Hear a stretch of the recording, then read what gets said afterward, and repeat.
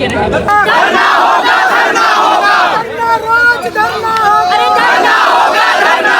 शहर की खाल में भेड़िया वाला रेगुलेशन नहीं चाहिए, एक सशक्त रेगुलेशन चाहिए। मैं तो जनरल कैटेगरी से आता हूँ, लेकिन मुझे कोई डर नहीं है इससे। मुझे नहीं लग रहा है कि मुझे इसका विरोध करना चाहिए। जितना इसको मुद्दे को गंभीर समझ रहे हैं, ये उससे कई गुना ज्यादा गंभीर परिस्थिति हमारे सामने है। सरकार से कोई उम्मीद नहीं है, ये सरकार का नकाब हट चुका है।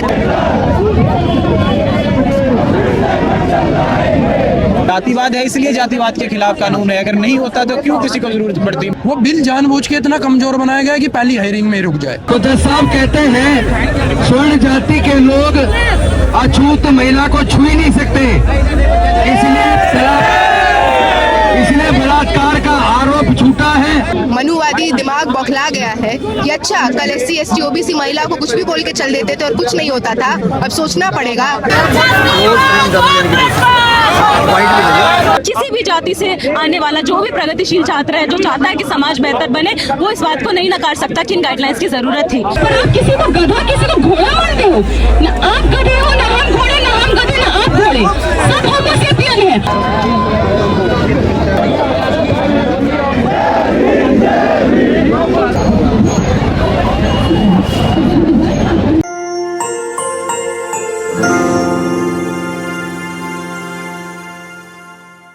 यूजीसी एक्ट आने के बाद में लगातार देश भर में विवाद गहराता जा रहा है। पहले स्वर्ण समाज इसके खिलाफ था, सुप्रीम कोर्ट ने रोक लगाई, ये हवाला देते हुए कि इसमें अस्पष्टता है। उसके बाद में जो SC ST आदिवासी पिछड़े अति पिछड़े समाज है, वो लोग इसको लागू करने के लिए देश भर में अलग अलग जगह प्रदर्शन कर रहे हैं। नमस्कार, मैं मनीष कुमार, आप देख रहे हैं द स्वतंत्र, आपका अपना चैनल, आपका अपना तंत्र।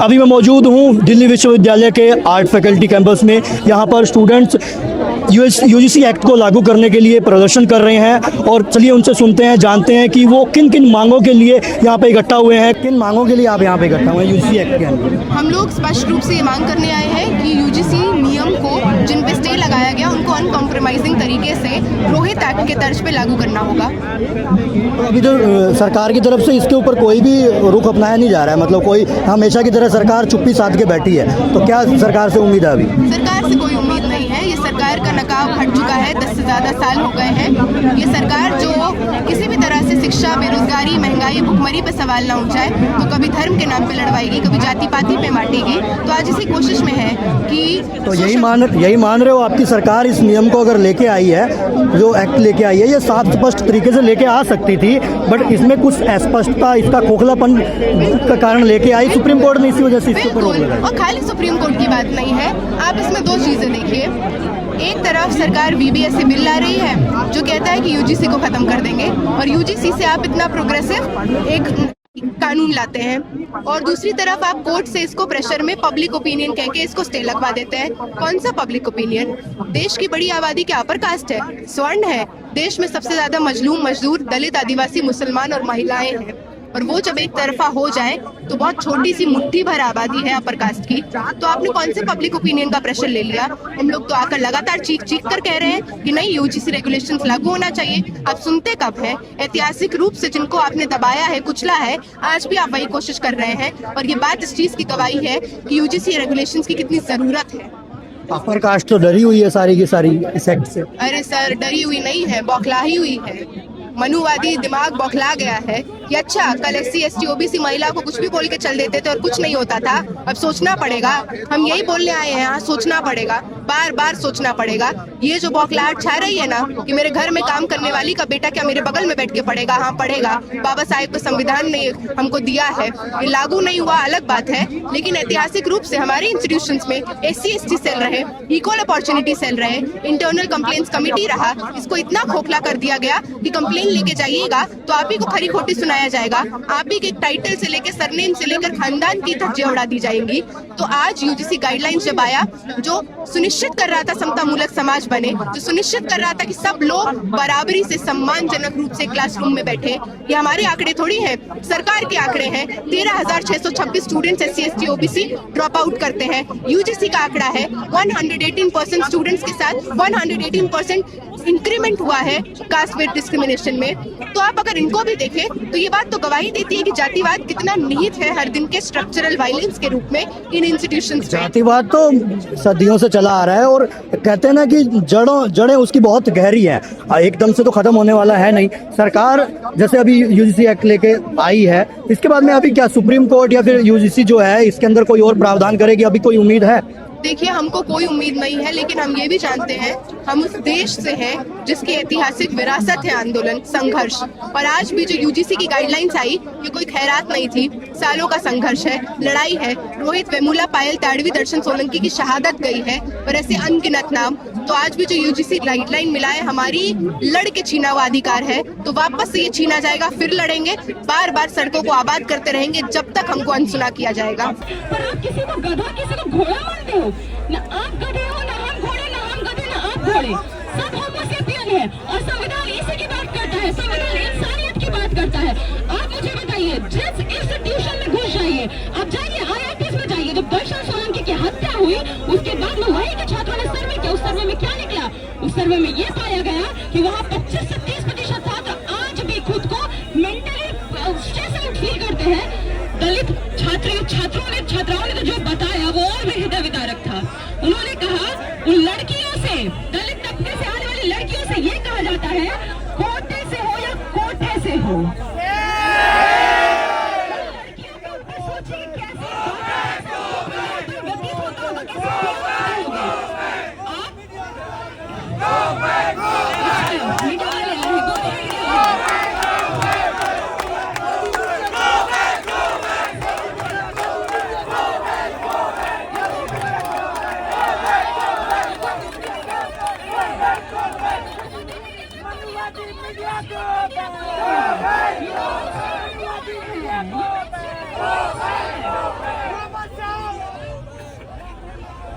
देखिए, सीधी बात है, जो कैंपस में जातिगत शोषण उत्पीड़न हो रहा है उसके खिलाफ एक सशक्त UGC रेगुलेशन आए। एक कमजोर शेर की खाल में भेड़िया वाला रेगुलेशन नहीं चाहिए, एक सशक्त रेगुलेशन चाहिए जिसमें एक प्रॉपर रिड्रेसल कमेटी हो, एक एडमिनिस्ट्रेशन से इंडिपेंडेंट रिड्रेसल कमेटी हो जो हकीकत में कैंपस में जो जातिगत शोषण उत्पीड़न है उसे खत्म करने में अपना भूमिका निभा सके। उस रेगुलेशन को, ऐसा एक ताकतवर रेगुलेशन को सामने लाने के लिए हमें प्रदर्शन करना। ये आप मान रहे हैं कि जो सरकार UGC एक्ट लेकर आई है वो कमजोर है, ऐसा सकता है? हाँ, बिल्कुल कमजोर है। आप UGC एक्ट को थोड़ा सा देखिए, जो UGC का नया रेगुलेशन आया है 2026 का, ये अपने कॉम्प्रोमाइज है। UGC को सुप्रीम कोर्ट ने 6 हफ्ते का समय दिया था कि आप इस पे लाइए। UGC कैसा लेके आती है? UGC एक ऐसा रेगुलेशन लेके आती है जिसके ऊपर जिसकी स्वीकारता नहीं होगी। दूसरी चीज, जिसके ऊपर सुप्रीम कोर्ट का स्टे लगाई। तो UGC के द्वारा जानबूझ के लाया गया एक सीधा तो कहीं कहीं ये मान सकते हैं कि सरकार जो है वो हिंदू हृदय सम्राट बनने के साथ साथ OBC हृदय सम्राट बनने की कोशिश में वो ये नियम लेकर आई और सुप्रीम कोर्ट ने रोक लगाई। वो बीच में देखिए, सरकार का जो कानून है, सरकार का जो एक्ट है, सीधा बात है, ये होता है कि आप आपस में टकराव लाइए। थोड़ा सा समझने की कोशिश करते हैं कि हकीकत में स्थिति है क्या। कैंपस में जातिगत शोषण होता है, 2 मिनट दीजिए। कैंपस में जातिगत शोषण होता है, जो समाज के हाशियाई समुदाय हैं उनके खिलाफ लगातार शोषण होता है। जब ये होती है, उसके खिलाफ एक कानून की लंबे समय से मांग होती रही। हुआ यह है कि आप एक ऐसा कानून लेके आए हैं जिसमें ये अंतर कहीं मौजूद है ही नहीं कि क्या क्या किसको डिस्क्रिमिनेशन माना जाएगा और किस को हकीकत में ये कहा जाएगा कि ये जो है शोषण उत्पीड़न है। तो पहले 18 निर्दिष्ट मांग थे, लेकिन अभी उसका कोई डेडिकेटेड है नहीं। तो अभी है कि क्यों नहीं इसमें जो डिस्क्रिमिनेशन के कैटेगराइजेशन है उसको स्पेसिफाई नहीं किया गया। दूसरी बात है, जब ये कहा गया कैंपस में रैगिंग जो है वो क्रिमिनलाइज्ड है, जो सेक्सुअल डिस्क्रिमिनेशन हैरेसमेंट है वो क्रिमिनलाइज्ड है। लेकिन अगर जातिगत डिस्क्रिमिनेशन हो रहा है आप उसे क्रिमिनलाइज मान रहे हैं, यानी आप इसे कमतर मान रहे हैं और इसका निर्धारण आप एक ऐसी कमेटी को दे रहे हैं जिसमें एडमिनिस्ट्रेशन के ही लोग होंगे। यानी सीधे सीधे बात है कि ये एडमिनिस्ट्रेशन के द्वारा तय किया गया, ये एडमिनिस्ट्रेशन के द्वारा रेगुलेट किया जाने वाला कमेटी होगा, इक्वल अपॉर्चुनिटी सेल होगा। हम क्या मांग कर रहे हैं? हम मांग कर रहे हैं कि इलेक्टेड मेंबर्स उसमें होने चाहिए, प्रशासन के मुखिया जो है वीसी हो, प्रिंसिपल हो, वो नहीं होने चाहिए। दूसरी चीज है कि जब इलेक्टेड कमेटी हो तो इलेक्टेड कमेटी की बात सीधे सीधे सामने आती है कि इलेक्टेड कमेटी क्यों नहीं हो, उसमें डेमोक्रेटिक प्रोसेस क्यों नहीं हो। जैसे सेक्सुअल हैरेसमेंट के अगेंस्ट में जो आईसीसी बनती है उसमें होती है, तो इसमें क्यों नहीं हो सकती। दूसरी चीज जिसको लेके बड़ा लार्जर कंसर्न रहा है, जिसे एड्रेस यूजीसी ने किया ही नहीं, जो यूजीसी के इंटेंट को कमी दिखाता है कि पॉस एक्ट में एक डिस्टिंक्शन दिखाया गया। क्या डिस्टिंक्शन दिखाया गया? वो डिस्टिंक्शन है फॉल्स कंप्लेंट, जिसको लेके तमाम चर्चा हो रही है, जिसको लेके ये कहा जा रहा है कि यही सबसे बड़ी समस्या है। ये तथाकथित सवर्णों के खिलाफ, ऊंची जातियों के खिलाफ होगा। पहली बात है, ऊंची जातियां जब कही जा रही है, ओबीसी अपने आप में एक अम्ब्रेला कैटेगरी है जिसमें ब्राह्मण भी दिखे जाएंगे, जिसमें राजपूत भी दिखे जाएंगे, जिसमें तथाकथित जो आप अगर इस एक्ट को पढ़ेंगे तो इसमें महिलाएं हैं, तो क्या उसमें सवर्ण महिलाएं शामिल नहीं होगी जिन्हें सवर्ण कहा जाता है? हम तो कहते हैं कि जाति का भेद नहीं होना चाहिए। हम कहते हैं कि तेरी जाति मेरी जाति सबकी जाति मुर्दाबाद। जातिवाद जो चल रहा है, जातिगत भेदभाव जो चल रहा है, वो खत्म होना चाहिए। हमारी जो पूरी की पूरी मांग है, हमारी मांग है कि शोषण और उत्पीड़न के खिलाफ, जातिगत शोषण उत्पीड़न के खिलाफ जो रेगुलेशन लाया गया वो एक ऐसा रेगुलेशन है जो शेर की खाल पे भेड़िया है, जो हकीकत में कुछ कर नहीं सकता और उसके सहारे एक डर का माहौल फैला जा रहा है। शैडो बॉक्सिंग, मुड़ा कुश्ती कराई जा रही है। मतलब जो सवर्ण समाज इसके खिलाफ हो गया एकदम से, तो उसे भी हकीकत में उससे भी डरने की जरूरत नहीं होगी। जिसे आप ओबीसी कह रहे हैं, जिसे आप महिलाएं कह रहे हैं, अगर कोई महिला है तो वो तो शामिल हो ही रहा है, तो हकीकत में फिर इसका विरोध कर कौन रहे हैं? विरोध करने वालों पे भी सवाल होना चाहिए। वही लोग विरोध कर रहे हैं जो सत्ता के साथ मिले हुए। सरकार चुप क्यों है अभी तक इतनी सारी? क्योंकि सरकार हमेशा की तरह, बिल्कुल सरकार के इंटेंट पे ही तो सवाल उठा रहे हैं। यूजीसी सरकार की कठपुतली है और वो एक ऐसा रेगुलेशन लाया है जिसपे हंगामा होगा और हंगामे पे सुप्रीम ऐसा कमजोर लाया जाए कि ऐसा इसमें ऐसा लूपहोल्स रखे जाए कि अगर ये लागू होता है तब भी ये प्रशासन के फायदे में होगा। अगर सुप्रीम कोर्ट स्टे भी लगाती है तब सरकार कहेगी कि देखिए हमने तो लड़ाया था, तो सुप्रीम कोर्ट ने किया है। यानी सरकार का ये दोगलापन है, यूजीसी का दोगलापन है, जिसके खिलाफ हमें बोलने की सख्त जरूरत है। अभी लोकसभा का स्तर चल रहा है, अभी तक इसके बारे में कोई चर्चा नहीं हुई है। उसके बाद में देश भर में अलग अलग प्रोटेस्ट चल रहे हैं। क्या उम्मीद है अभी सरकार से? क्या सरकार इसके ऊपर कोई कदम उठाएगी? हमें सरकार से उम्मीद नहीं है। हमारी जो उम्मीदें हैं, हमारा जो मांग है, वो व्यापक तौर पे एक ऐसे हम संघर्ष को सामने रखने की बात आती है जिसमें सभी को न्याय मिले, जातिगत शोषण खत्म हो। हम लोग जातिगत शोषण, जातिवाद और जातीय उत्पीड़न को खत्म करने के लिए प्रतिबद्ध है और हम उसकी लड़ाई लड़ रहे हैं और हम उसकी लड़ाई जारी रखेंगे। सरकार चाहे कमजोर कानून लाए, सरकार चाहे किसी भी तरह का कानून लाए, हमारी लड़ाई जारी रहेगी। और हम एक ऐसे यूजीसी रेगुलेशन की मांग करते हैं जो हम लिखे भी हैं कि एक रोबस्ट, एक ताकतवर, एक ऐसा कानून हो जहाँ पे सभी को बराबरी मिले, जहाँ पे हकीकत में जब जो शोषण उत्पीड़न हो रहा है उसके खिलाफ हकीकत में ताकत मिले। क्योंकि जो इक्वल अपॉर्चुनिटी सेल है वो इतना वेग है, वो इतना कमजोर है कि उसके पावर नहीं है। मैं अगर अपनी कंप्लेंट लेके इक्वल अपॉर्चुनिटी सेल में जाऊँ तो उसमें एडमिनिस्ट्रेशन के लोग बैठे होंगे। मैं किसी टीचर के खिलाफ कोई कंप्लेंट लेके जाऊँ तो यूनिवर्सिटी का वीसी बैठा होगा तो चाहेगा मामले को दबाने के।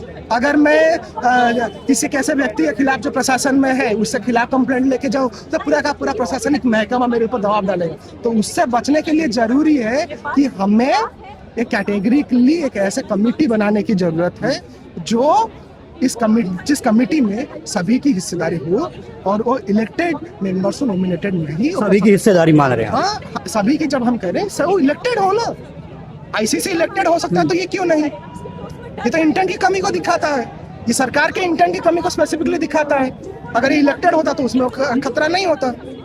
दूसरी चीज है कि आप जातिगत भेदभाव को क्रिमिनलाइज क्यों नहीं किए हैं? आपने रैगिंग को क्रिमिनलाइज कर दिया, जातिगत भेदभाव को आपने क्रिमिनलाइज नहीं किया। क्यों नहीं किया? क्या आप मानते हैं जातिगत भेदभाव रैगिंग से कमतर है?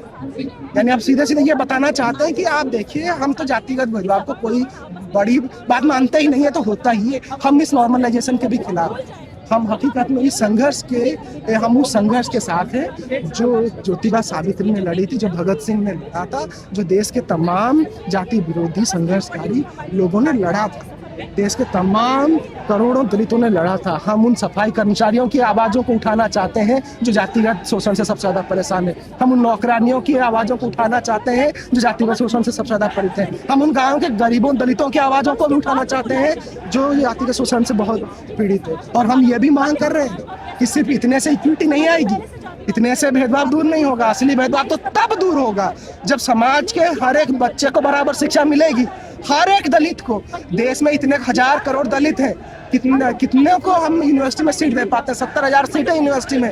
बहुसंख्यक दलित तो जाते हैं ओपन में जाते हैं या तो पढ़ाई छोड़कर नौकरी फैक्ट्री में काम करते हैं। हम उन दलितों की आवाज़ों को उठाना चाहते हैं। हम एक ताकतवर इक्विटी रेगुलेशन के साथ साथ सभी दलितों को, सभी शोषितों को, सभी पीड़ितों को, सभी वंचितों को अधिकार दिलाने के लिए सभी को शिक्षा मिले, इस मांग को भी उठाना चाहिए। चलिए, धन्यवाद। आपने बताया कि एक यूजीसी के लिए सशक्त बॉडी होनी चाहिए जिसमें सभी मेंबर इलेक्टेड हो। यहाँ आप देखेंगे कि ये जो प्रोटेस्ट हो रहा है, हल्ला बोल, इसमें SC, ST, OBC, महिला, दिव्यांग व समस्त शोषित छात्रों, शिक्षकों के अधिकार के लिए आप जितना इसको मुद्दे को गंभीर समझ रहे हैं, ये उससे कई गुना ज्यादा गंभीर परिस्थिति हमारे सामने है। क्योंकि आपके खिलाफ केवल यूनिवर्सिटीज के अंदर, हायर एजुकेशनल इंस्टीट्यूशंस के अंदर केवल आपके खिलाफ शोषण नहीं हो रहा है, बल्कि जब आप न्याय मांगने के लिए न्यायालयों में जाते हैं, न्यायालयों के अंदर मनुवादी जज भी जाति से पूर्वाग्रह होकर आपके खिलाफ निर्णय दे रहे हैं। सरकार आपके खिलाफ, और जिसको आप मुख्य मीडिया समझते हैं, वो मीडिया आपके खिलाफ, देश की तमाम एजेंसीज आपके खिलाफ, देश के तमाम कॉन्स्टिट्यूशनल बॉडीज आपके खिलाफ। तो सरकार के संरक्षण में लगातार एजुकेशनल इंस्टीट्यूशंस के अंदर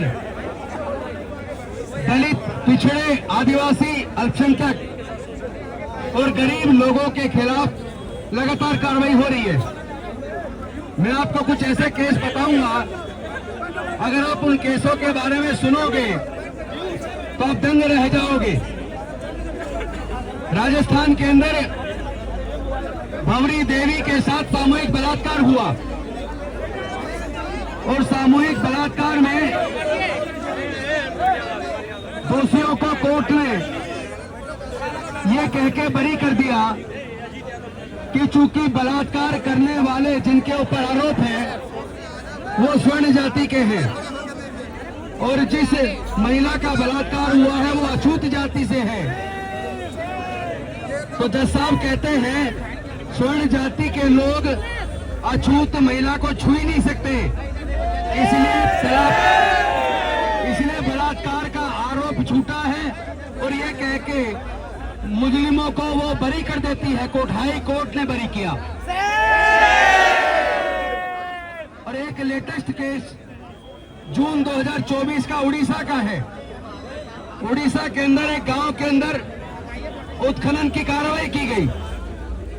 दलित लोगों ने उत्खनन के खिलाफ धरना प्रदर्शन किया, तो दलितों को गिरफ्तार करके जेल में डाल दिया।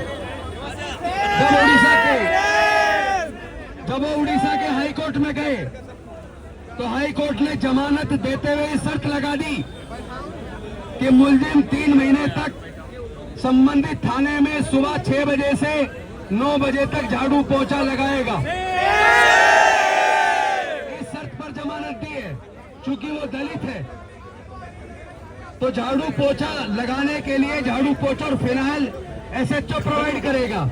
तो अगर हाई कोर्ट जमानत देते वक्त जाति देखकर निर्णय करेगा, और सुप्रीम कोर्ट की ये जो अभी स्टे ऑर्डर आया यूजीसी के रेगुलेशंस के ऊपर, पहली बात तो मैं आपको बता दूं, यूजीसी के रेगुलेशन से जो 13 जनवरी 2026 को आया, हम उससे पूरी तरह संतुष्ट नहीं है। अभी तो उसमें बहुत सारे सवाल हैं, क्योंकि इसमें IIM, IIT, प्राइवेट यूनिवर्सिटी जो यूजीसी से एफिलेटेड नहीं है, जो कॉलेज यूजीसी से एफिलेटेड नहीं है, उसके ऊपर तो ये रेगुलेशन लागू ही नहीं होती। और जितना उत्पीड़न के केस हो रहे हैं, चाहे वो पायल तड़वी का हो या अन्य के हो, उनमें ज्यादातर केस IIM IITs के अंदर हो रहे हैं। अभी एक चौंकाने वाली घटना आपने देखी होगी, 2019 से 2021 तक टोटल 35,000 छात्रों ने सुसाइड किया। जब हमने उसकी जांच की, ये 35,000 छात्र कौन हैं, तो आपका जान के ताजुब होगा, 95% जिन्होंने सुसाइड किया, 95% छात्र SC, ST, OBC और माइनॉरिटी के हैं। और जब हमने इस बात की जांच की कि ये छात्र सुसाइड क्यों करते हैं, तो उसके मुख्य रूप से 2 कारण नजर आए। एक तो कारण ये था कि बच्चों को जानबूझकर इंटरनल एग्जाम में फेल किया जाता है, वाइवा में फेल किया जाता है, और जो मेडिकल के छात्र हैं उनको इंटरनल में फेल कर देते हैं। वहाँ एक रूल है, जो इंटरनल में फेल हो जाएगा उसको मेन एग्जाम में बैठने ही नहीं दिया जाएगा। इस देश में पायल तड़वी, रोहित वेमुला और ना जाने कितने और लोग जिनके नाम भी दर्ज नहीं हैं उस फहरिस्त में, जिनको या तो शिकार होकर सुसाइड करना पड़ा, या वो गायब हो गए यूनिवर्सिटी स्पेस से, या वो यूनिवर्सिटी स्पेस को छोड़ने के लिए मजबूर हो गए, उनके नाम भी नहीं दर्ज है, कई छात्रों के, कई लोगों के। उनकी लिस्ट बहुत लंबी है, लेकिन उनके उसको रोकथाम करने के लिए, बेहतर इंक्लूसिव समावेशी माहौल बनाने के लिए यूनिवर्सिटीज में जो एक लंबी समय से पेंडिंग इस तरीके के रेगुलेशंस की जरूरत थी, वो जब आई भी तो उनको किस तरीके से फॉर्मुलेट करके लाया गया, इस पर सवाल करना बड़ा जरूरी है कि सरकार की और यूजीसी की मंशा यहाँ पर क्या है। क्यों आपने इस तरीके का स्कोप छोड़ा है जिससे एक हिस्से छात्र को ये जायज कंफ्यूजन है कि उनके खिलाफ इसको मिसयूज किया जा सकता है, उनके खिलाफ फॉल्स कंप्लेंट्स की जा सकती हैं, और एक हिस्सा जो पिछड़ी जाति के छात्रों का है उसको इन गाइडलाइंस से मदद नहीं मिलने की भी पूरी संभावना है। तो ले आए हैं आप कुछ जिससे एक तरीके से कहा जा रहा है मीडिया सरकारी मीडिया, सरकार के अलग अलग तंत्र जाके छात्रों को डराने में लगे हुए हैं कि आपको फांसी चढ़ा दी जाएगी, आपको जेल में भर दिया जाएगा, आपको गलत कंप्लेंट्स लिखाकर फंसा दिया जाएगा। ये तो बिल्कुल आपके खिलाफ है। वो साफ तौर पर यहाँ पर मामला बनाना चाहते हैं सवर्ण बनाम अन्य का, और जबकि मामला यहाँ पर साफ तौर पर शोषण बनाम न्याय का है। इस देश में जाति आधारित शोषण, भेदभाव यथार्थ है और उसके खिलाफ सामाजिक न्याय मिलना जरूरी है। हर छात्र इस बात से को नकार नहीं सकता जो भी यूनिवर्सिटी स्पेस के अंदर है। तो ये गाइडलाइंस जब आती हैं तो यहाँ पर साफ तौर पर हमारे सामने ऐसा बोला जा रहा है ना कि इससे तो जातिगत भेदभाव बढ़ेगा। फिर देखिए, लोग कह रहे हैं कि जनरल कैटेगरी के स्टूडेंट्स के खिलाफ है, तो सबसे पहली बात तो मैं आपको ये बता दूं, इस यूनिवर्सिटी के अंदर रैगिंग एक क्रिमिनल ऑफेंस है, लेकिन caste based exploitation, atrocity, discrimination को क्रिमिनल ऑफेंस की कैटेगरी में नहीं डाला इस रेगुलेशन ने, वो अभी भी सिविल ऑफेंस है। मतलब कि वो इस हायरार्की में रैगिंग से भी नीचे है। पहली बात तो ये। दूसरी बात ये कि जो मेंशन कर रही है खुद की रेगुलेशंस कि ये प्रिवेंट करना चाहते हैं discrimination against based on gender, based on caste, against SCs, STs, OBCs, PWDs, EWS, OBCs। तो जनरल कैटेगरी के स्टूडेंट PWD में भी आते हैं, EWS में भी आते हैं, OBC में भी आते हैं। आप मंडल कमीशन की गाइडलाइंस देखिए जो 11 पॉइंट्स सेटिस्फाई करते हैं देश के अलग अलग हिस्सों में। ब्राह्मण जातियां भी OBC की कैटेगरी में हैं, क्षत्रिय जातियां भी हैं, वैश्य जातियां भी हैं, तो वो खुद इसमें शामिल हैं। तो जो जातियों के अंदर का सेगमेंटेशन है OBCs के भी अंदर, उसको भी ये गाइडलाइंस एड्रेस नहीं कर रही हैं। तो ये कहना कि इसमें जनरल कैटेगरी के छात्रों के खिलाफ है, ये बात पूरी तरीके से गलत है, क्योंकि जनरल कैटेगरी के भी छात्र जो इन कैटेगरीज में आ रहे हैं उनके भी खिलाफ उन आर्थिक बेसिस पर, किसी भी बेसिस पर अगर डिस्क्रिमिनेशन, अट्रॉसिटीज होती हैं तो वो नहीं होनी चाहिए। ये मंशा होनी चाहिए थी इन रेगुलेशंस की, लेकिन इन रेगुलेशंस की मंशा कहीं ना कहीं कुछ और है। अंग्रेजों के जमाने से लेके उनकी सरकारों से लेके आज तक की सारी सरकारें दो तरीके की राजनीति करती हुई हमें दिखाई पड़ती हैं, भटकावे की और भड़कावे की और ध्रुवीकरण की राजनीति, पोलराइजेशन की। आज भी हमें यही दिखाई पड़ रहा है कि बजाय इसके कि यूनिवर्सिटी कैंपस स्पेसेस में कैसे बेहतर सामाजिक न्याय हो, कैसे हम कैंपस को बेहतर तरीके से समावेशी, इंक्लूसिव बना सके, वो डिबेट खत्म होकर आज यहाँ पर सवर्ण बनाम अवर्ण चल रहा है। यहाँ पर एक हिस्से को लग रहा है कि हमारे खिलाफ है और एक हिस्से को लग रहा है कि नहीं नहीं हमारे पक्ष में, और उन्हें पता ही नहीं चल रहा है कि वो गाइडलाइंस बनाई इस तरीके से गई है कि वो उनके भी पक्ष में नहीं है। आपने कहा कि आप एक इक्विटी कमेटी बनाएंगे, यहाँ पर उस इक्विटी कमेटी में जो हेड होंगे डिपार्टमेंट्स के वो खुद नॉमिनेट करेंगे मेंबर्स को। यहाँ तक कि कोई ग्राउंड्स भी स्पेसिफाइड नहीं है कि डिस्क्रिमिनेशन के और अट्रॉसिटीज के ग्राउंड क्या है। जो पिछली गाइडलाइंस थी 2012 की, उसमें कम से कम 18 ग्राउंड स्पेसिफाइड थे, इसमें वो ग्राउंड्स भी नहीं स्पेसिफाइड है। उनकी मर्जी है कि वो डिसाइड करेंगे कि ये डिस्क्रिमिनेशन हुआ है कि नहीं हुआ है, अट्रॉसिटी हुई है कि नहीं हुई है, और वो जो कमेटी बनेगी उसकी निष्पक्षता कौन तय करेगा? इलेक्टेड कमेटी क्यों नहीं है वो? तो यहाँ से हमारी मांगे हैं कि वो इक्विटी कमेटी इलेक्टेड होगी तो उसमें डेमोक्रेटिक कंट्रोल इंश्योर किया जा सकता है। जब वो नॉमिनेटेड होगी तो ये तो आपने वही बात कर दी कि बिल्ली को ही आपने चूहे की रखवाली, दूध की रखवाली करने के लिए दे दिया। कई बार वो खुद ही अक्यूज्ड है, वो क्यों आपको न्याय देंगे? तो यहाँ से पहली बात तो इक्विटी कमेटी का फॉर्मेशन पूरी तरीके से एक प्रॉब्लमेटिक प्रोसेस है। उसके अलावा ये posh act, prevention of sexual harassment act भी क्लियरली ये बात कहता है कि दो कैटेगरीज हैं, अनसब्सटैंशिएटेड कंप्लेंट और फॉल्स कंप्लेंट। ठीक है कि आपने शिकायत दर्ज करी पर आप उसे सब्सटैंशिएट नहीं कर पाए, ठीक है, आपने शिकायत करी और वो फॉल्स साबित हो गई कि वो गलत कंप्लेंट थी, तो उसमें पर एक्शन लिया जाएगा। वो प्रोविजन आप यहाँ पर भी लाइए। कोई भी छात्र यहाँ पर किसी वर्ण से आता हो, और खास तौर पर जो पिछड़े जातियों से आ रहे, कम्युनिटी से आ रहे, वो बिल्कुल नहीं चाहेंगे कि कोई भी छात्र फॉल्स कंप्लेंट्स का शिकार हो, इन गाइडलाइंस का मिसयूज करके उसको फॉल्सली इम्प्लिकेट किया जाए। तो वो प्रोविजंस भी आप इसके अंदर लेकर आइए, वो डिस्टिंक्शन आप लाइए यहाँ पर कि अनसब्सटैंशिएटेड कंप्लेंट्स अलग रहेंगी और फॉल्स कंप्लेंट्स अलग रहेंगी। तो ये डिस्टिंक्शन इन्होंने जानबूझकर नहीं लाया, जानबूझकर शायद इन्होंने इसको ब्लर नहीं किया, क्योंकि अगर ये अच्छे बेहतर तरीके से गाइडलाइंस को लेकर आते तो ये ध्रुवीकरण की राजनीति नहीं कर पाते। ये यहाँ पर असल मुद्दों को हटाकर फिर से वही बंटवारा करने की एक तरफ एक इनकी विंग, सुप्रीम कोर्ट ये कह रहा है कि हम इसको पीछे वापस ले रहे हैं क्योंकि इससे समाज में डिवीजन होगा। बटे हुए समाज की डिविजन्स को इग्नोर करने से वो डिविजन्स खत्म नहीं हो जाते। तो सरकार ने सुप्पी साध रखी है, कोई सरकार जवाब नहीं दे रही है।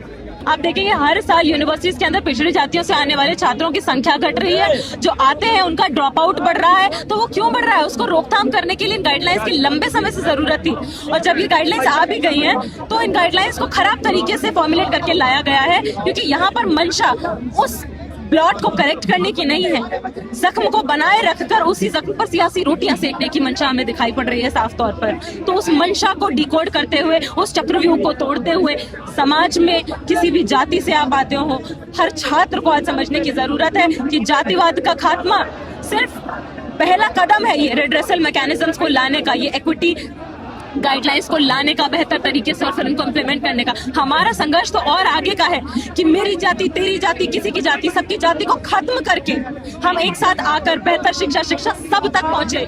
किसी की क्या जाति है उससे पूछी ही ना जाए, उसके एडमिशन के पहले, उसको शिक्षा मिलने से पहले। इस संघर्ष को हमें उस पायदान तक ले जाना पड़ेगा। मुझे लगता है ये पहली बार है कि सरकार का खुद का लाया हुआ कानून, इसमें लोग कोई नई मांग नहीं कर रहे हैं। उनको बोल रहे हैं कि जो आप खुद कानून लेके आए हैं, जो रेगुलेशन लेके आ रहे हैं, उनको अच्छे से लागू करवा दीजिए। अब तो बस इतनी ही बिल्कुल मांगे, उनको बिल्कुल करना चाहिए, क्योंकि इसमें कुछ भी ऐसा नहीं है कि जिस तरह का इसमें माहौल बनाने की स्पष्टता बताई जा रही है। बोल रहे हैं खोखला कानून लेके आए हैं अभी सरकार। कोई स्पष्टता वाला मामला नहीं है, उसमें बहुत जो इस बात को लेके प्रोपेगेंडा फैलाया जा रहा है कि इसका मिसयूज हो जाएगा। तो मतलब मिसयूज जहाँ तक मामला है, तो मुझे लगता है कि इस देश में जो कत्ल के खिलाफ कानून है उसका भी मिसयूज हो जाता है। कत्ल के खिलाफ भी झूठे आरोप भी लग जाते हैं। उसका मतलब ये थोड़ी हो सकता है कि भाई कत्ल के खिलाफ कोई कानून ही नहीं होना चाहिए, मिसयूज ना उसलिए यूज ही नहीं होना चाहिए। तो कोई तर्क नहीं हुआ ना। मतलब आप किसी भी कानून को लागू करवाने की प्रक्रिया वो सरकार को देखना चाहिए कि आप अच्छे से लागू करवाइए, जिम्मेदारी से करवाइए। कि कोई एक आध झूठा केस आता है तो उसको आप उस तरह से हैंडल कर लीजिए, लेकिन कोई इसका मिसयूज कर देगा इसलिए यूज ही नहीं होना चाहिए। और मुझे लगता है कि उस मानसिकता से आता है जिसमें एजेंसी कुछ विशेष लोगों के पास है अपनी बात कहने की, और उन्होंने इस मुल्क के दलित बहुजनों पर अत्याचार करना अपना एक हक समझ लिया, और उसको लगता है कि ये हक है जो वो नहीं उनसे छीना नहीं जाना चाहिए। क्योंकि नहीं तो मुझे नहीं लगता है कि किसी भी तरह से ये कानून कोई उस तरह का बात तो है नहीं। कोई लोग मतलब इस तरह से बोल रहे हैं कि भाई हमें दोस्ती करने से पहले सोचना पड़ेगा, ये करने से पहले। तो ये कोई भाई दोस्ती के खिलाफ तो ये कोई कानून है नहीं। और जब आप इस तरह की बात करते हैं तो आप क्या ये कह रहे हैं कि भाई आपको एक पूरी कम्युनिटी के ऊपर भरोसा नहीं है कि आपके खिलाफ कुछ भी वो बोल देंगी? आप ये कह रहे हैं कि उनके पास दिमाग नहीं है, वो सोच नहीं सकते हैं? तो मतलब इस तरह के तर्क जो फैलाए जा रहे हैं इसके खिलाफ, और जनरल बनाम एससीज को जिस तरह से बनाने की कोशिश की जा रही है वो उस तरह से है नहीं। और मतलब मुझे लगता है कि यहाँ बताना ये शायद ज़रूरी होगा कि बाई चांस मैं तो जनरल कैटेगरी से आता हूँ, लेकिन मुझे कोई डर नहीं है इससे। मुझे नहीं लग रहा है कि मुझे इसका विरोध करना चाहिए, और मैं इस प्रोटेस्ट के समर्थन में आया हूँ कि यूजीसी के जो रेगुलेशन आए हैं उसको अच्छे से लागू किया जाना चाहिए, बल्कि और प्रभावशाली मतलब ढंग आप से। मानते हैं कि कॉलेज के अंदर जो SC/ST स्टूडेंट्स हैं उनके साथ में डिस्क्रिमिनेशन होता है, उसके लिए ये एक्ट जरूरी है? हाँ, मतलब वो कोई मिथ नहीं है कि भाई भेदभाव होता है। उसके खिलाफ आप यूजीसी के पास ही जो शिकायतें पहुंची है पिछले कई सालों में, सारे कॉलेजों के अंदर, डिपार्टमेंट्स के अंदर अपने स्तर पे आप देख लीजिए, रोहित वेमुला जैसे लोगों को अपनी जान तक देनी पड़ी इस मुल्क में, मतलब भेदभाव के चलते हुए। तो ये फैक्ट है, कोई ऐसा हवा में आई हुई बात तो नहीं है कि भेदभाव होता है। और जो लोग कह रहे हैं कि इस तरह से कुछ नहीं होता है, अब ये सब ठीक है, तो मुझे लगता है कि ये बातें सुनने में अच्छी लगती है, लेकिन काश ये सच भी होती। मतलब जातिवाद है, जातिवाद है, इसलिए जातिवाद के खिलाफ कानून है। अगर नहीं होता तो क्यों किसी को जरूरत पड़ती, मतलब कि ऐसे ही बस हवा में कोई थोड़ी कहेगा कि जातिवाद है, जातिवाद है। और वो भी वो लोग जो उस तरह की पृष्ठभूमि से आते हैं, जिनका बिल्कुल हैंड टू माउथ है, कि जिनकी आप देख लीजिए किस तरह के परिवारों से आते हैं, कि उनके कोई पास कोई बहुत बड़े लैंडलॉर्ड लोग तो वो नहीं है। और उसमें भी आप ये कह रहे हैं ना कि गलत इल्जाम, गलत तो छोड़िए भाई, मुझे लगता है कि सही इल्जाम भी उन्होंने लगाना होगा तो बहुत बार उनको सोचना पड़ेगा। आप सोच सकते हैं कि भाई बिल्कुल बहुत एक गरीब घर से कोई दलित बच्ची यहाँ से आया है, दिल्ली तक पहुंचा है, और वो इतनी, और उसके माँ बाप ने उसे भेजा है कि आपको पढ़ाई करनी है अच्छे से, और वो क्या ये बोल देगा इतनी आसानी से कि पापा मम्मी मेरे साथ ये भेदभाव हुआ है और मैंने ये केस कर दिया इसके खिलाफ? क्या उसको ये इतनी मतलब प्रिविलेज मिलता है कि इतनी आसानी से बता दे कि मैंने ये केस कर दिया है, मुझे मेरे लिए वकील करवा दो? तो मतलब इतनी तो भाई सफेद नहीं है वो। आप ये सोचिए कि उसको उसके खिलाफ इतनी सोशल प्रिविलेज नहीं है, उसके खिलाफ इतनी फाइनेंशियल प्रिविलेज नहीं है कि वो बोल तक भी पाए, सच्ची शिकायतों के खिलाफ के लिए भी बोल पाए। खास तौर पे जनरल स्टूडेंट्स को खास तौर पे आगे आके ये बात कहनी चाहिए कि हम इसका समर्थन करते हैं, हमें कोई डर नहीं है, क्योंकि हमारे मन में जातिवाद नहीं है। क्योंकि इसका मुझे लगता है कि इसका विरोध करने का मतलब अपने आप में ही ये सबूत है कि जातिवाद है। अगर जातिवाद नहीं है तो फिर भैया डरने की क्या जरूरत है? जिसके मन में है वो उसी को डर होगा। इसलिए बाबा साहब का कोट को याद रखते हुए एजुकेट, एजिटेट, ऑर्गेनाइज होकर के हमको लड़ाई लड़नी होगी, इसको आगे पहुंचाना होगा। मैं बस यही कहूंगी, इस कानून में कई संशोधन की जरूरत है, जिसके बारे में बाकी लोग भी बताएंगे। पर यही है, तुम मेरा सर फोड़ दो, तुम मेरी कमर तोड़ दो, पर मुझसे ये मत कहो कि मेरा हाथ छोड़ दो, और समानता हमारा अधिकार है, वो तो हम लेके रहेंगे। लागू करो,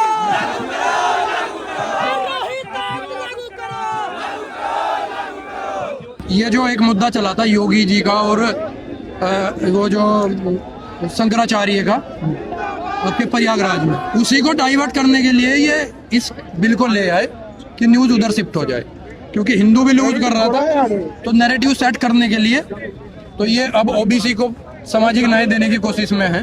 तभी आप कैसा यूजीसी चाहते हैं? देखो यूजीसी बहुत, ये बिल बना था लेकिन इसमें बहुत सारी कमियां, हम चाहते हैं कि उसमें सुधार के साथ ये लागू। हम ये नहीं चाहते कि किसी के भी खिलाफ कोई फर्जी मुकदमा हो, केस हो, वो गलत बातें हैं, लेकिन सबको समानता मिले और एक ऐसा बिल मिले जिससे कानून का रूप मिले, अच्छे से उसका प्रयोग हो, कोई भी निर्दोष फंसना नहीं चाहिए। हम ये बिल्कुल नहीं चाहते। अब तो इसका विरोध तो इसी वजह से हो रहा है ना, सभी सवर्ण समाज इसके खिलाफ विरोध करने का उनका एक तरीका है, वो बता रहे हैं कि इसका मिसयूज हो जाएगा। तो दुनिया में ऐसा कोई कानून नहीं बना इस धरती पे जिसका मिसयूज नहीं हो सकता, पहली बात। दूसरी बात यह है कि अगर उसका मिसयूज होगा तो उसमें कोई प्रावधान नहीं है, ये पॉइंट वो बोल रहे हैं। तो अब तो सुप्रीम कोर्ट के पास है, तो सुप्रीम कोर्ट उसमें क्लोज ऐड कर दे कि अगर कोई इस बारे में ये पता लगता है कि उसने इसका गलत यूज करा, मिसयूज किया, झूठा आरोप लगाया, तो उस पर कोई फीस एक्सपेंस लगा दे या कोई वो किसी भी तरीके के चार्जेस या पनिशमेंट लगा सकता है। तो इतना चेंज करने की बात थी, इतना बड़ा इशू नहीं था, लेकिन वो बिल जानबूझ के इतना कमजोर बनाया गया कि पहली हेयरिंग में रुक जाए। SIR पहली हेयरिंग में नहीं रुका, चलता रहा। पहली हेयरिंग में कैसे रुक गया बिल? आप इसको, और वहां पे जो डिफेंड कर रहे थे तुषार मेहता जी, वो सिर्फ एक बार काउंटर कर पाए। आप जान सकते हैं कि भारत सरकार कोई कानून लाए, कोई बिल लाए, कोई गाइडलाइंस लाए, और भारत सरकार का वकील सिर्फ एक बार काउंटर करे। आज तक इतिहास में नहीं हुआ कभी है। और पहली हेयरिंग इतनी जल्दी मिल गई और दूसरी के लिए 19 मार्च का टाइम मिला है। अब 19 मार्च तक ही सरकार अगर चाहती थी तो इसको इंस्टेंट भी तो कर सकती ना, कि हफ्ते भर के अंदर। और वही मैं बोला ना, SIR की तरह कर लेते, वही तो बोलने की कोशिश है कि आप इसे थोड़ा एक्सटेंड कर लेते, 2-4 हेयरिंग और रख लेते। आप सुप्रीम कोर्ट का क्या विशेष, सुप्रीम कोर्ट का बनता क्या था? सुप्रीम कोर्ट को करना चाहिए था कि जो जो इसमें कमियां हैं हम उनको सुधार लेंगे। ये स्टैंड लेना चाहिए था गवर्नमेंट की तरफ से तुषार मेहता को, लेकिन जी वो साहब नहीं बोल पाए। अब सरकार तो अभी भी चुप्पी साधे बैठी है, कुछ बोल नहीं रही है। सरकार के तो पास कहीं सरकार खुद कुछ नहीं बोल पा रही है, इसीलिए वो सुप्रीम कोर्ट को बीच में लेके आई क्या? सरकार झूल गई है ना। OBC अगर छिटक गया तो गद्दी गई। OBC पे आते ही सिंहासन डोलने का काम करने लगता है। तो अब OBC पे केस आ गया है। अगर ये बिल पास हुआ तो सवर्ण गए, वो हिंदुत्व वाला चेहरा गया। बिल ना पास हुआ तो OBC गए, तो अब मोदी जी गए फंस।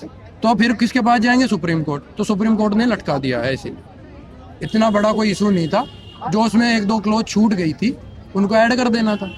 इतना आसान बिल था और उसमें चीजें क्लियरिफाई नहीं है।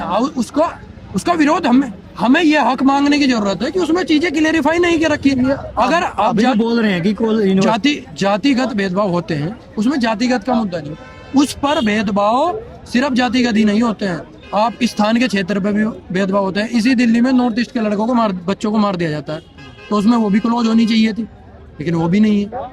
तो ये चीजें जो कमियां हैं उसको सरकार अच्छे से इम्प्लीमेंट करे, उनको सुधारे। बोल रहे हैं जातीय भेदभाव बढ़ेगा, इससे तो कॉलेज के अंदर बच्चा जब साथ में बैठेगा तो वो बोलने से पहले 4 बार सोचेगा कि मैं क्या बोल रहा हूँ, क्या नहीं बोल रहा हूँ। ये देखो, ये बेकार की बात है। जातिगत भेदभाव बढ़ रहा है, 118% डिस्क्रिमिनेशन है, इनकी गवर्नमेंट की रिपोर्ट है। गवर्नमेंट को लगा कि ये चीज देश में बढ़ रही है तो इसके खिलाफ कानून बनना चाहिए।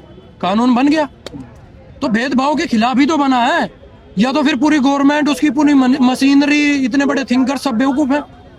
कोई समस्या देश में उत्पन्न हो रही है उस पर ही तो कानून बनेगा। इससे कैसे जातिवाद बढ़ जाएगा? अगर ये जातिवाद बढ़ जाता है कि कोई जाति पूछ के बैठेगा, जाति पूछ के आपके पास बैठेगा या नहीं बैठेगा, तो वो समझ चला गया भेदभाव का तरीका दूसरा है।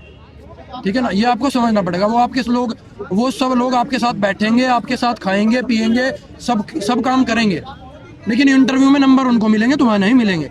OBC SC ST NFS हो जाएंगे। तो ये तरीका बदल गया है, तो उस तरीके के खिलाफ है। हम ये नहीं चाह रहे हैं कि आप SC ST OBC के झूठे केस लगाओ, सवर्णों को फंसा दो, हमें कोई जरूरत नहीं है। आप सबको समानता दो, बराबर का हक दो, जो पढ़ के आया है उसको दो। अब समस्या एक थोड़ी है, कहाँ से गिनवाना शुरू करो?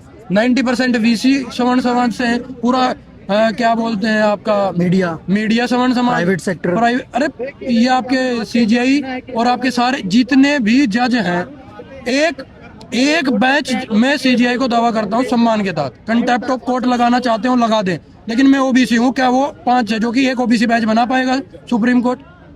3 जजों की एक सुप्रीम कोर्ट बैच नहीं बना सकता जिसमें OBC हो तीनों या 2 OBC हो, नहीं बना पाएगा। जब वहाँ पे लोग ही नहीं है, तो जब समाज में भेदभाव है, वो भेदभाव कैंपस में आ रहा है, तो उस भेदभाव को सरकार ने नोटिस किया, उसे रोकने के लिए ही तो कानून बना है। तो इन लोगों को स्वागत करना चाहिए था।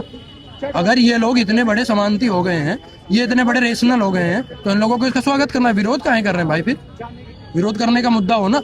ये कोई विरोध नहीं हो सकता किसी भी कानून का कि इसका मिसयूज होगा, तो दुनिया में ऐसा कोई कानून नहीं है जिसका मिसयूज नहीं हो सकता। इसको जैसे सुधारने के लिए बहुत लोग अपनी अपनी राय दे रहे हैं। सरकार ने चुप्पी साध रखी है, बट राज्यसभा सांसद आम आदमी पार्टी के संजय सिंह, उन्होंने कल राज्यसभा में बोला कि 2 बॉडी बननी चाहिए यूनिवर्सिटी के अंदर। पहली जो जातीय आधार पर काम करे, दूसरी जो ओवरऑल काम करे। ऐसा अगर सरकार करती है तो इस नियम के अंदर बहुत हद तक सुधार हो जाएगा। इस पर कोई टिप्पणी नहीं।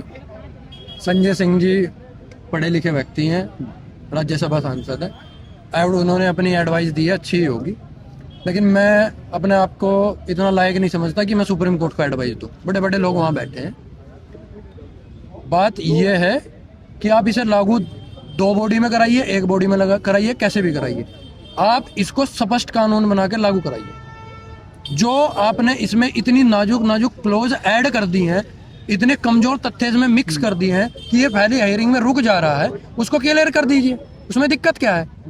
जो भी कमियां इसमें नजर आती हैं, केस को लड़ने का एक तरीका होता है। आप भी इतने दिन से मीडिया में है, आपने भी देखा होगा सुप्रीम कोर्ट के सामने जब भारत सरकार का कोई भी नियम आता है, अमेंडमेंट आता है, कुछ भी आता है, वो सुप्रीम कोर्ट के पास गया तो सुप्रीम कोर्ट उसको, एक सुप्रीम कोर्ट के खिलाफ वाला वकील होता है, गवर्नमेंट को डिफेंड करने वाला वकील होता है। तो डिफेंड करने वाला वकील वहां पे ये पेश करेगा कि हाँ ये कमियां हैं, मैं एक्सेप्ट करता हूँ, हम ये कमियां सुधारेंगे।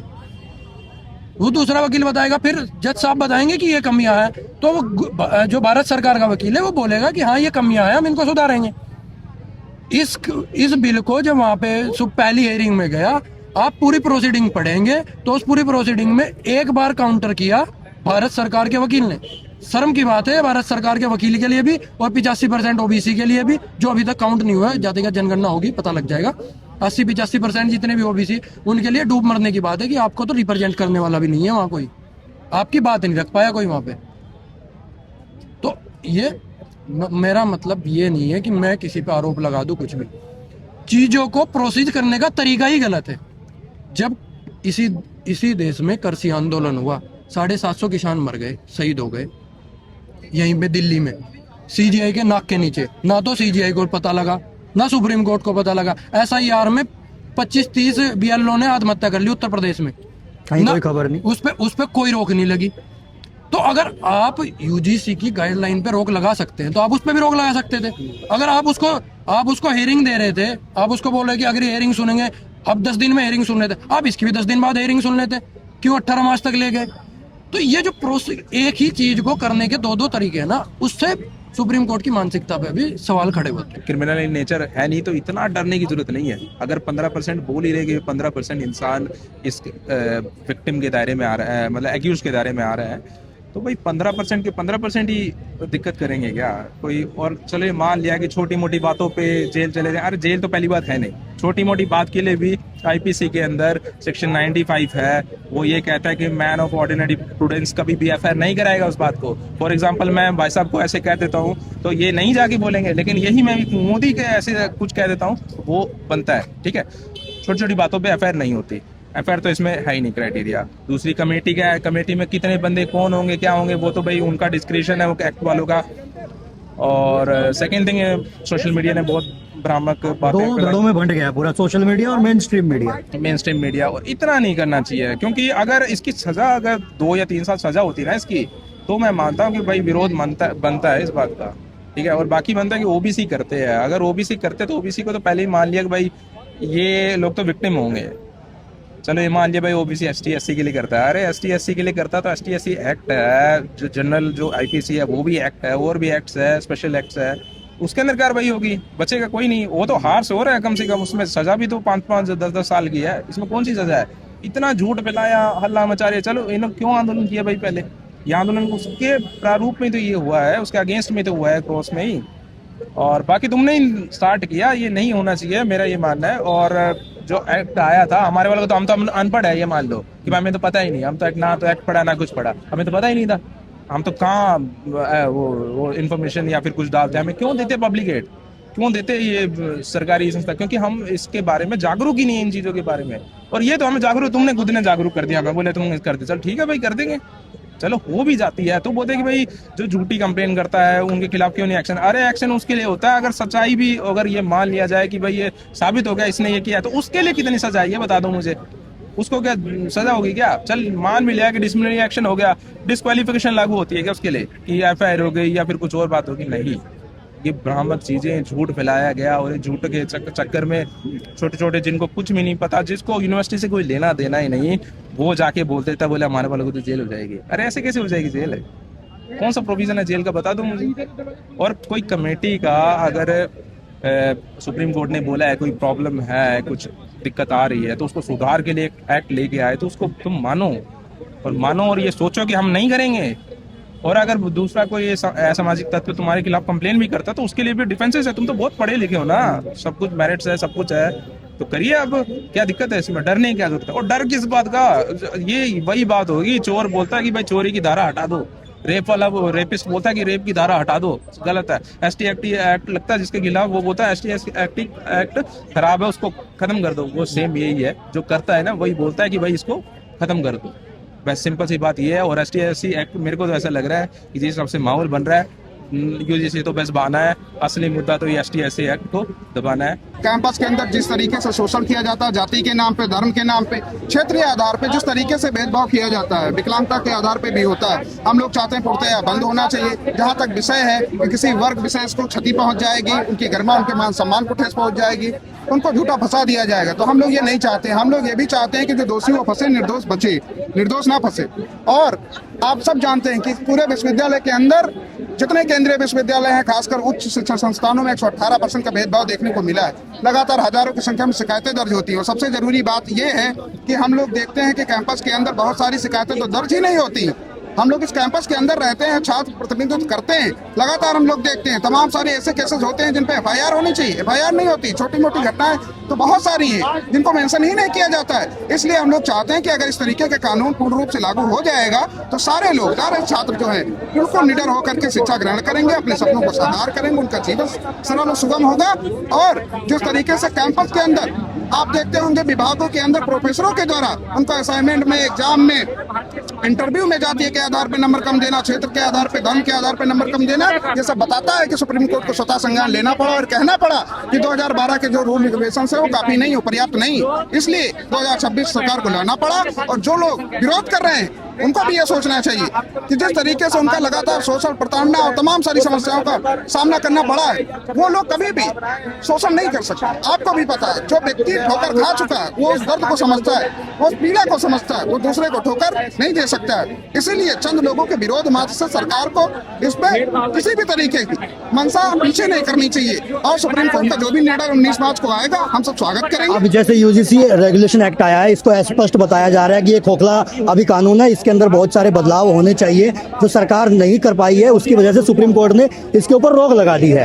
अब इसके बाद में अलग अलग लोगों की बातें आ रही है सामने, कुछ नेता लोग हैं जो अपने भाषणों में बोल रहे हैं, अपनी स्पीचेस में बोल रहे हैं, सरकार का अभी तक इसके ऊपर कोई भी बयान नहीं आया है। संजय सिंह ने कल राज्यसभा में बोला कि यूजीसी रेगुलेशन एक्ट में एक मेरी राय है, उन्होंने बोला कि इसमें 2 बॉडी होनी चाहिए जो काम करेगी यूनिवर्सिटी लेवल पे, जिसमें एक बॉडी होगी जो जातीय आधार पे काम करेगी, एक होगी जो ऑल ओवर सारी चीजें डिस्क्रिमिनेशन अलग अलग तरीके से जो भी हो रहा है या फिर छात्रों के साथ में जो डिस्क्रिमिनेशन हो रहा है उस आधार पे काम करेगी। तो इस पर आपका क्या कहना है? बिल्कुल, ये भी है, जातीय आधार पर भी होना चाहिए और जिस तरीके से उन्होंने कहा कि हर एक तरीके की होनी चाहिए, बिल्कुल। क्योंकि एक तो ये होता है कि मान लीजिए जातीय आधार पर कोई कुंठा है, मान लो कोई दुश्मन है, उसको जातीय आधार पे आपने कहा कि नहीं इसने हमारे साथ गलत कर दिया, तो बिल्कुल हम सब ये चाहते हैं, हम लोग छात्र हैं, हम यहाँ राजनीति नहीं करने आए हैं, हम लोग चाहते हैं कि कोई भी निर्दोष फंसे नहीं। इसलिए अगर उसमें पुनर्विचार की बात हुई है जिसको लेकर सुप्रीम कोर्ट ने कहा है कि हम आगे 19 मार्च को सुनवाई करेंगे, तो बिल्कुल इस पर कमेटियां बननी चाहिए, इक्वलिटी कमेटी की, जैसा कि यूजीसी में मेंशन किया गया है कि इक्वलिटी कमेटी बनेगी, उसमें जो हेड होंगे, प्रोफेसर होंगे, सारी कमेटी तय करेंगी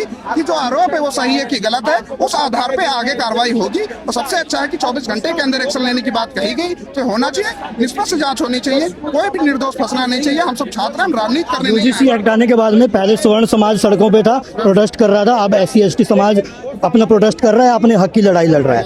उन्होंने हवाला दिया था कि ये जो कानून आया है, ये कानून आने के बाद में हमारे जो एक स्टूडेंट है, छात्र है, उसके जो अधिकार है उनका हनन हो सकता है। जैसे कि बोला कि ये एक्ट आया, हमारे ऊपर कोई भी गलत आरोप लगा सकता है, हम फंस सकते हैं, ये सारी चीज़ें अलग अलग हवाला दिया गया। तो उसके बाद में सुप्रीम कोर्ट ने भी इसके ऊपर रोक लगाई। तो आपका क्या कहना है, इस कानून में बदलाव होना चाहिए? ये सही बोल रहे थे सवर्ण समाज? देखिए, वो लोग जो भी कह रहे हैं उनको आंकड़ों के आधार पर बात करना चाहिए कि अगर वो कह रहे हैं कि हमको गलत फंसाया जा सकता है तो वो आंकड़े पेश करें कि अब तक ऐसे कितने केस हुए हैं कि जिसमें हमको गलत फंसाया गया है। सबसे पहली बात, क्योंकि स्टूडेंट है तो तार्किक बात करे, उसमें लॉजिक होना चाहिए। ऐसा नहीं कि सड़कों पे उतरे और विरोध करने लग गए, ऐसा नहीं। वो ये तर्क दे कि कितने ऐसे केसेस हैं जिसमें गलत फंसाया गया, आंकड़ों के आधार पर बात होगी तो उसमें सुधार पर विचार होगा। क्योंकि आपको पता है कि यहाँ नियम और कानून जो भी बनते हैं जो 2-4 लोगों की वजह से नहीं बनते और ना इसमें बदलाव होता है। यहाँ अधिकतर लोगों की बात, उनकी समस्याओं को ध्यान में होता है काम, क्योंकि सरकार यहाँ बहुमत से बनती है और बहुमत के आधार पर ज्यादातर लोगों की समस्याएं क्या, उनके लिए सुविधाएं क्या, उस आधार पर नीतियां बनती हैं।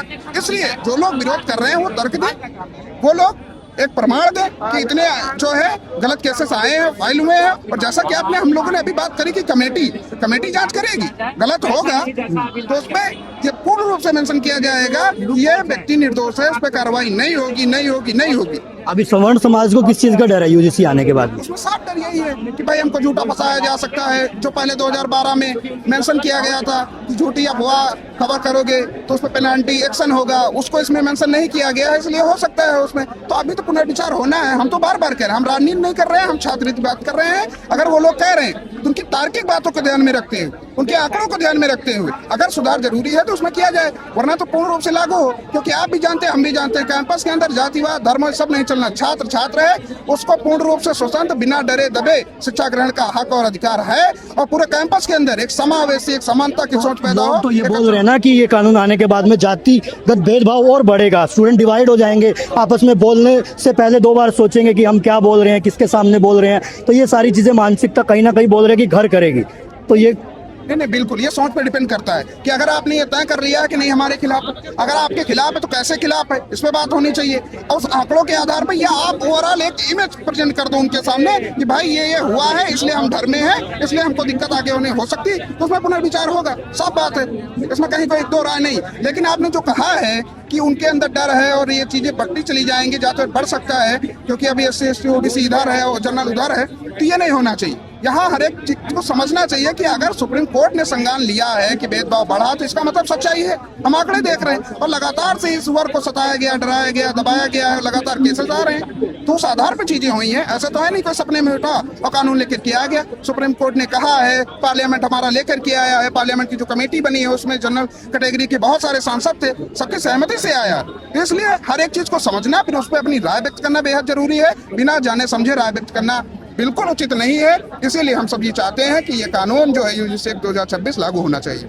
आप किस मुद्दों की वजह से यहाँ पे आए हैं, क्या मांग है? हमारी मांग है कि यूजीसी जो रेगुलेशन है इनको लागू किया जाए। हम मानते हैं कि इस रेगुलेशन में थोड़े बहुत लूप होल्स रह गए थे, जैसे कि फॉल्स एलिगेशंस के खिलाफ जो प्रावधान ड्राफ्ट रेगुलेशन में था उनको हटा दिया गया। क्या आप ये भी मानते हैं कि सरकार जानबूझ के लूप छोड़ा सरकार ने? मान सकते हैं, क्योंकि ये जाति में बिखेरना चाहती है समाज को। बताइए, ये जो छोटा सा चीज था जो ड्राफ्ट रेगुलेशन में था कि फॉल्स एलिगेशन के खिलाफ कार्रवाई होगी, उनको हटा करके ये क्या साबित करना चाह रही थी सरकार? तो जरूर ये समाज को जातीय बहुत सारे परतों में बांटना चाहता है, लोगों में विवाद करना चाहता है, यूनिवर्सिटीज को जातीय खेल का युद्ध का मैदान बनाना चाहता है। मैं चाहता हूँ कि यूजीसी एक्ट जो रेगुलेशन है उनको लागू किया जाए, वैसा नहीं जैसा इन्होंने ला दिया था। उनमें जो लूप होल्स हैं उनको समाप्त करके यूजीसी रेगुलेशन को लागू किया जाए, हमारी यही मांग है। अभी जैसे संजय सिंह ने कल राज्यसभा में बोला कि जैसे यूजीसी एक्ट आएगा उसमें 2 बॉडी बननी चाहिए। बोला कि उनकी राय है, वो सरकार को राय देना चाहते हैं। पहली बॉडी जो जातीय आधार पर काम करे, दूसरी जो ऑल ओवर स्टूडेंट को जिस तरीके से उनके साथ में डिस्क्रिमिनेशन होता है या कोई भी भेदभाव होता है छात्रों के साथ में, वैसी बॉडी बननी चाहिए। इस पर आपका क्या कहना है? देखिए, मेरा मानना है कि 2 बॉडी की आवश्यकता नहीं थी। एक कमेटी में सारे तरह के भेदभाव की का बात सुना जा सकता है। सिर्फ हम जातीय भेदभाव की बात क्यों करें, रेशियल भेदभाव की बात क्यों ना करें? जो माइनॉरिटीज के साथ भेदभाव होता है उसकी बात क्यों नहीं करें? देखिए, आप कुछ भी कह लीजिए, लेकिन आज के समय में माइनॉरिटी के साथ भेदभाव नहीं होता है। सीधे अभी ये जो दीपक कुमार का जो केस चल रहा है, मोहम्मद दीपक का, उनमें देख लीजिए आप, माइनॉरिटी इस देश में रहने में कितना अनसेफ फील करेंगे। आप कहते हैं कि हम सारे सर्वधर्म समन्वयता की बात करते हैं हम, तो कहाँ पे है ये बात बताइए? इनके खिलाफ आप क्यों नहीं एक्शन लेते हैं? उल्टा उन पर ही FIR हो गया है। तो आप सिर्फ कास्ट बेस्ड डिस्क्रिमिनेशन की बात नहीं करके जितने सारे डिस्क्रिमिनेशन है उस पर बात कीजिए। हाँ, मानते हैं कि कास्ट डिस्क्रिमिनेशन हावी है तो उन पर भी सेल बननी चाहिए, इसमें क्या दिक्कत है? लेकिन अलग अलग बॉडी की जरूरत नहीं है। तो ये देख रहे थे आप हमारी रिपोर्ट। यहाँ पर छात्रों ने अपनी टिप्पणी करी, बोला कि यूजीसी एक्ट कैसे लागू करना चाहिए, किन किन सुधारों के साथ लागू करना चाहिए, सारी चीज़ें आपने सुनी। इसी तरीके से दास स्वतंत्र के साथ बने रहिए, देखते रहिए, अपना साथ बनाए रखें। मैं मनीष कुमार, कैमरा पर्सन मुकेश के साथ, दास स्वतंत्र।